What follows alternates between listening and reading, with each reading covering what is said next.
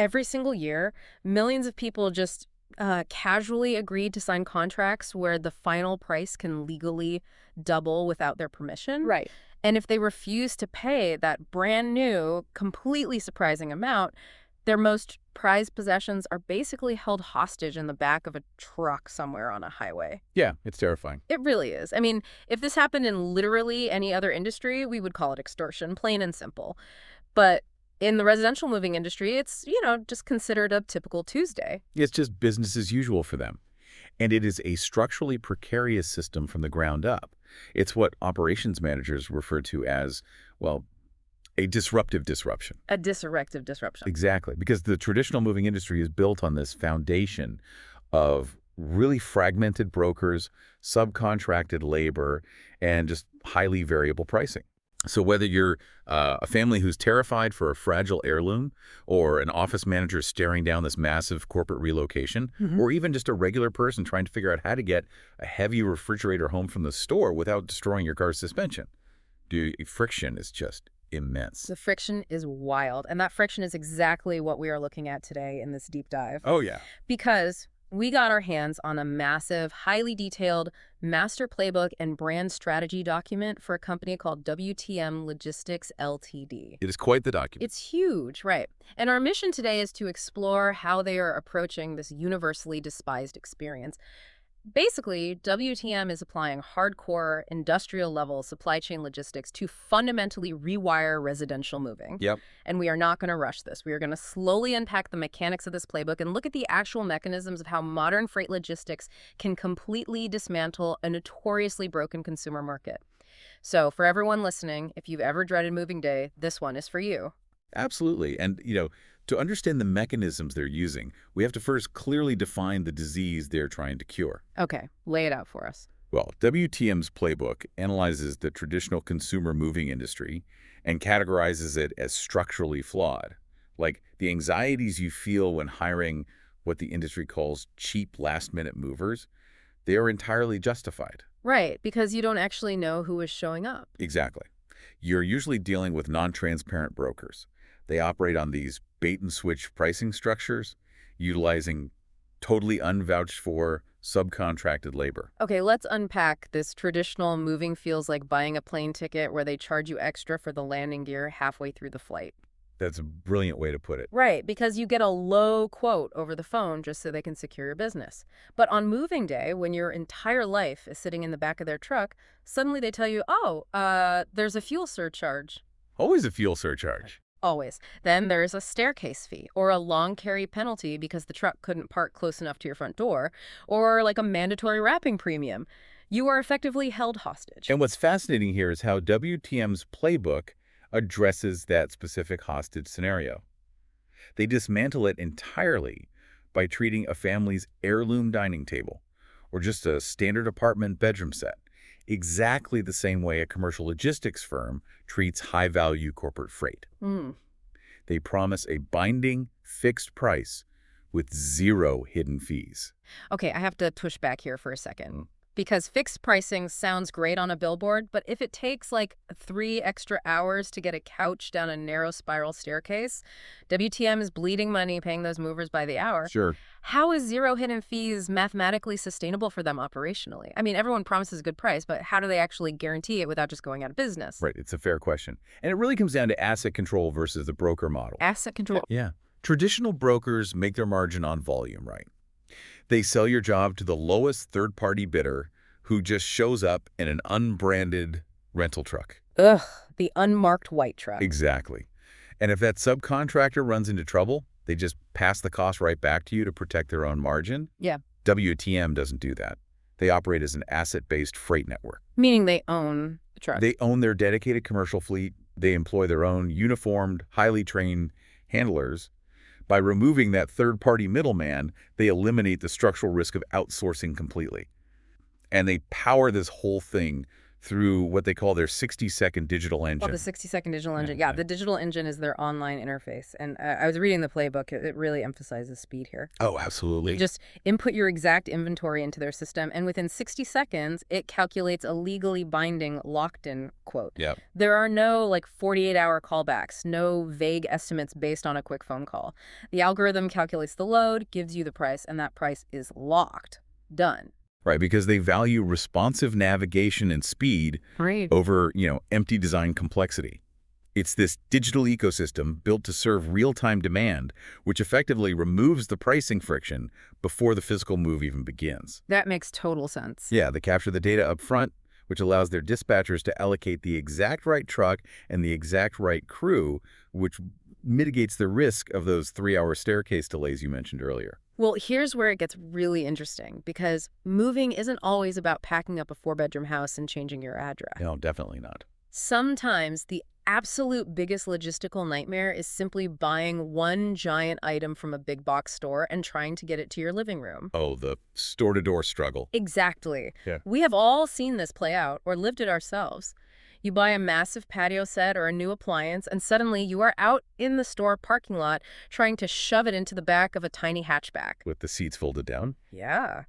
Using some twine you found on the ground, just praying it doesn't fly through your windshield on the highway. It is a massive, massive gap in the retail market. Yeah. Everyday consumers buy heavy appliances or bulky building materials, and their personal SUVs or light pickup trucks simply lack the dimensional clearance or, frankly, the payload capacity to move them safely. It's true. So WTM Logistics recognized this huge gap, and they built an on-demand, store-to-door, hotshot delivery engine to handle what we can basically classify as micro moves. Micro moves. I like that.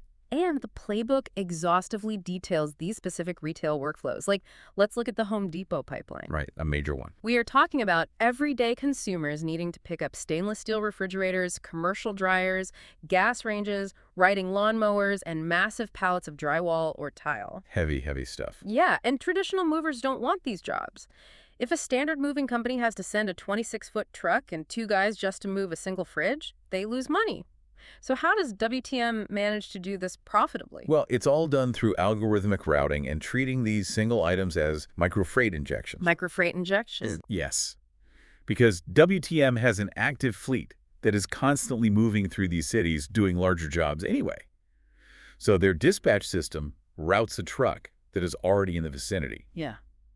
Perhaps they're just finishing up a morning condo move to swing by the retail location. Ah, so they're already there. Exactly. They coordinate directly with the store's customer service desks. The crews load these heavy items onto liftgate-equipped commercial trucks. They secure them with professional-grade ratchet straps and padded moving blankets, and then execute a safe residential curbside or in-home delivery. Which saves the consumer from severe physical back strain, right? Oh, And it totally prevents them from completely destroying the suspension on their personal vehicle. Which happens a lot more than you'd think. I bet. And they don't just outline this for Home Depot. The playbook details this whole Canadian Tire logistics bridge. Right, for the really heavy hardware. Yeah, this specific workflow handles heavy tool cabinets, automotive lifts, fitness equipment, massive BBQs.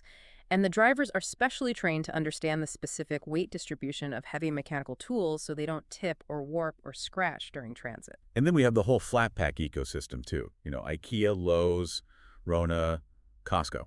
Oh, the IKEA runs. Right. They are handling high-volume, high-friction bulk goods and commercial electronics.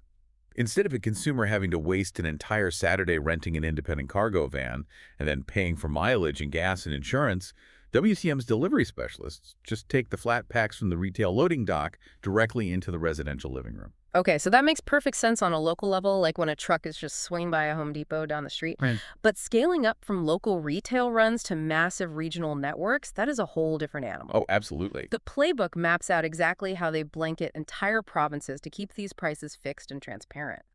Let's dig into their western stronghold, the Alberta network, because frankly, the sheer scale of the operation here is staggering. It really is. To manage a territory as massive as Alberta, they rely heavily on what they call deep geographic geofencing. Wait, explain geofencing in this context, because usually I think of geofencing as like a digital boundary on my phone that triggers a notification when I walk past a coffee shop. Right, right. How does that apply to a fleet of moving trucks across an entire province? Well, in logistics, geofencing means creating rigid, hyper-defined operational zones on a map. See, a traditional mover might take a job anywhere, driving hours out of their way, which adds all these deadhead miles. Deadhead miles. Yeah, basically empty driving time that the customer ultimately ends up paying for. But WTM's geofencing means they maintain continuous, daily, city-to-city moving lanes within specific boundaries. Got it. They know exactly how many trucks are in a specific corridor at any given hour. This allows them to guarantee punctual arrival windows and maintain that zero hidden fees promise, completely regardless of the physical distance. Let's trace how that actually maps out in Alberta because the playbook explicitly lists every single node in this network. It is a massive list. Yeah, so it starts with their primary hubs. Calgary is a massive operational center where they manage everything from complex, high-rise condo elevator timelines to tight downtown core apartments. Right. Then you have Edmonton, which handles heavy student apartment transitions around the universities and sprawling residential home moves. Red Deer acts as the crucial central corridor link between the two. And the network extends aggressively to the geographic extremes, too. Yeah. Down south, you have Lethbridge and Medicine Hat covering the southern prairies. Okay. Up north, they have hubs in Fort McMurray and Grand Prairie. And those northern routes are really critical because they require specialized heavy-duty fleet readiness. Right, because of the snow and the distance. Exactly. You are dealing with remote transit lines and brutal seasonal weather conditions, which requires industrial-grade vehicle maintenance and specialized driver training. But the true industrial strength detailed in this playbook isn't just those major hubs. It is their extended municipal footprint. Yeah, the smaller towns. They are providing that identical fixed-rate transparency to secondary and tertiary markets across the entire province. Like, if we follow the fleet out from Calgary, they're running continuous dedicated lines into Airdrie, Cochrane, Okotoks, Strathmore, High River, and Brooks. And the Edmonton hub operates with the exact same dense webbing. The dispatchers are managing continuous freight lanes out to St. Albert, Spruce Grove, Leduc, Fort Saskatchewan. Don't forget Stony Plain. Right. Stony Plain, Beaumont, and Wetaskiwin. And they still push further out, right, Yeah. to connect the commercial and agricultural corridors, servicing places like Lloydminster, Camrose, Lacombe, and Cold Lake. Yep. They even have specialized routing for the mountain resort pathways of Canmore and Banff, where you have to deal with steep grades, wildlife, and intense seasonal tourism traffic. It's no joke driving a massive truck through there. Exactly. Maintaining a dedicated commercial fleet everywhere, from the flatlands of High River to the frozen highways of Fort McMurray, that is a massive operational overhead. It is. But again, the efficiency of the routing absorbs that overhead. Because they aren't dispatching trucks blindly, the system literally treats the entire province of Alberta like a single, interconnected factory floor. Okay, you solved long open highways in Alberta, but what happens when that exact same fleet strategy hits the absolute nightmare gridlock of Eastern Canada? Yes. The playbook outlines their Ontario network, and this is an entirely different logistical beast. How does a fixed price model survive an unexpected 2-hour traffic jam on the highway? Well, in Eastern Canada, the challenge isn't vast, icy distances, Yeah. right? It is dense, high-friction urban sprawl. Ugh, the worst. It really is. WTM operates a high-capacity fleet network there designed specifically for dense traffic systems, incredibly strict municipal parking bylaws, and totally varied residential architectures. Like what? Like moving a couch into a 19th century Victorian home versus a brand new glass skyscraper. Oh, wow. Yeah, that's a huge difference. So the playbook divides this eastern footprint into 2 primary zones. And tracing this route shows just how much density they are actually tackling. It starts with the Greater Toronto area, what they call the GTA multi-zone. Right? In this pocket alone, their fleet is actively operating and bouncing between Toronto, Mississauga, Brampton, Vaughan, Markham, Richmond Hill, Oakville, Burlington. Let me jump in. Looking at the list here, they also hit Milton, Oshawa, Whitby, and Pickering. Exactly. Just think about the logistical agility required there. In a single afternoon, a truck might have to navigate impossibly tight downtown Toronto streetcar lanes and parking restrictions, and then head out to manage a massive suburban condo complex move in Mississauga. And then the network extends outward from there, establishing a continuous, dedicated transit line down the Southwestern Ontario and Niagara Peninsula corridor. Yes. We were talking about active routing through Hamilton, St. Catharines, Niagara Falls, Welland, Port Colborne, Fort Erie, Grimsby, Lincoln, and Thorold. And it continues cutting directly across the province to Brantford, Kitchener, Waterloo, Cambridge, Guelph, London, Woodstock, St. Thomas, Chatham-Kent, Windsor, Sarnia, and Leamington. That is wild. Right. That logistical chain stretches all the way to the U.S. border. And if we connect this to the bigger picture, the strategy becomes really clear. Oh, so? Well, if you buy a massive antique wardrobe in London and need it delivered to St. Catharines, or if your family is relocating from Mississauga to Windsor, a traditional moving company would classify that as a custom long-distance job. And charge you an arm and a leg. They charge exorbitant rates because they basically have to dedicate a truck just for you.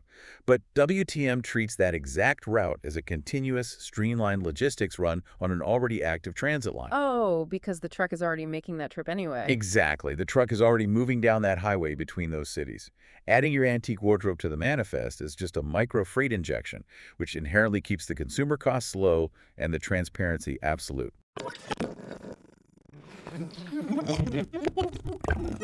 The playbook reveals what is essentially the ultimate boss battle of connecting those two hubs, the cross-country pipeline. Oh, yeah.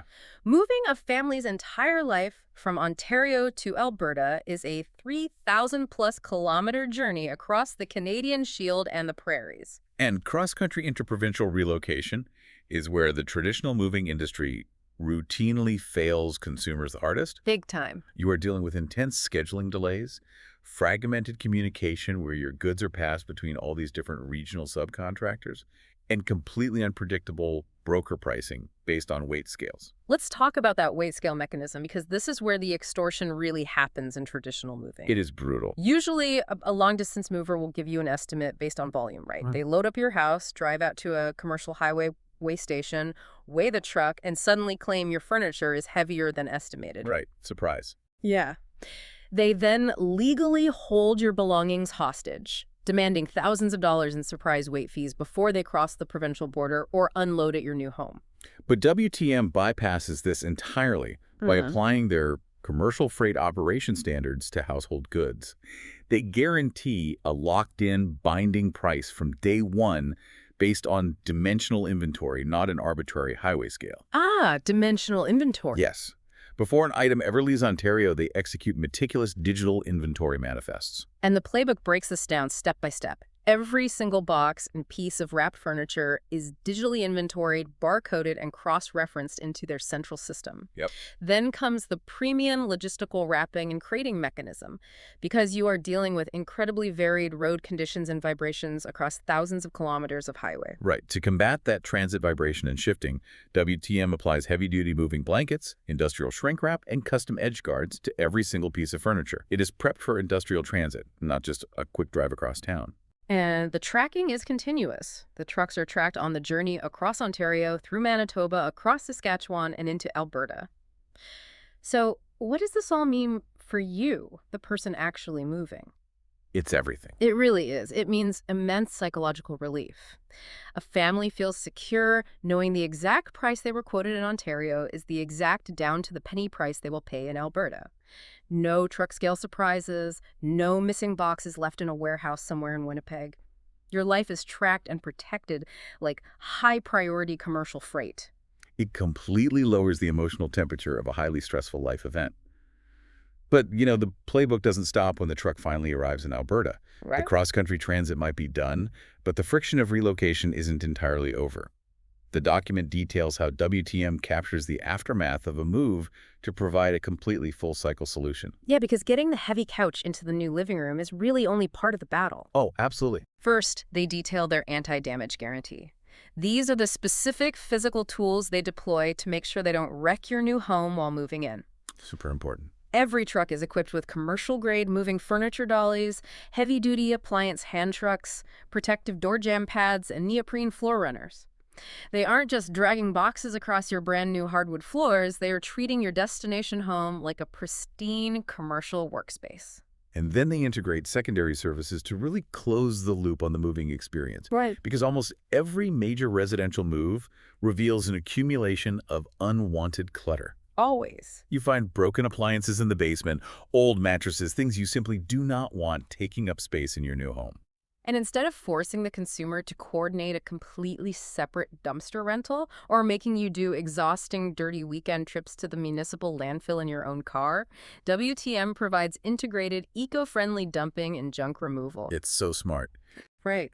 Their teams pull up alongside the main moving truck, load your unwanted waste, and transport it directly to local recycling and disposal centers. That alone saves days of secondary headaches. And this raises an important question about how our living spaces have evolved, Yeah. which the playbook also addresses. The massive rise of remote work over the last few years has completely blurred the line between residential and commercial moving. That is so true. People no longer just have a laptop sitting on a kitchen table. Exactly. People have highly specialized home offices, small commercial content studios, or localized IT network setups in their basements. You literally cannot just throw a dual-monitor desktop array, a podcasting mixer, and a server rack into a cardboard box and hope for the best. No, absolutely not. So WTM manages these small office and remote workspace transitions with commercial-grade IT protection. They utilize specialized anti-static wrapping and custom crating for commercial desks, ergonomic seating, sensitive computer arrays, and critical physical business files. The operational goal here is rapid, organized execution so that remote workers suffer absolutely zero operational downtime. You unplug your network in Ontario on Friday, you plug it back in Alberta on Monday, and you do not miss a single beat of your workday. It all comes back to their core thesis. WTM Logistics is fundamentally rewiring the consumer moving experience. They are systematically removing the anxiety, the hidden fees, and the fragmented brokers out of the equation. Right. And they are replacing them with the transparency, the digital tracking, and the asset-based accountability of a hardcore industrial supply chain. By applying the rigid logic of commercial freight to the chaos of residential moving, they prove that the industry doesn't have to be a universally dreaded experience. It really doesn't. Which leaves us with a really fascinating thought for you to mull over.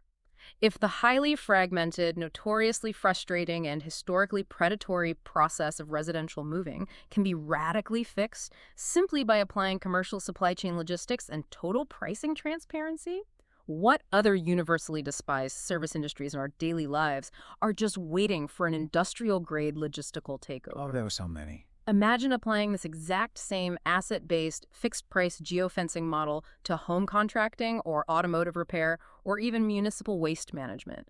The playbook proves the model works. It's really just a matter of who is going to build the fleet to do it next. Thank you so much for joining us on this deep dive into the mechanics of logistics, and we will catch you next time.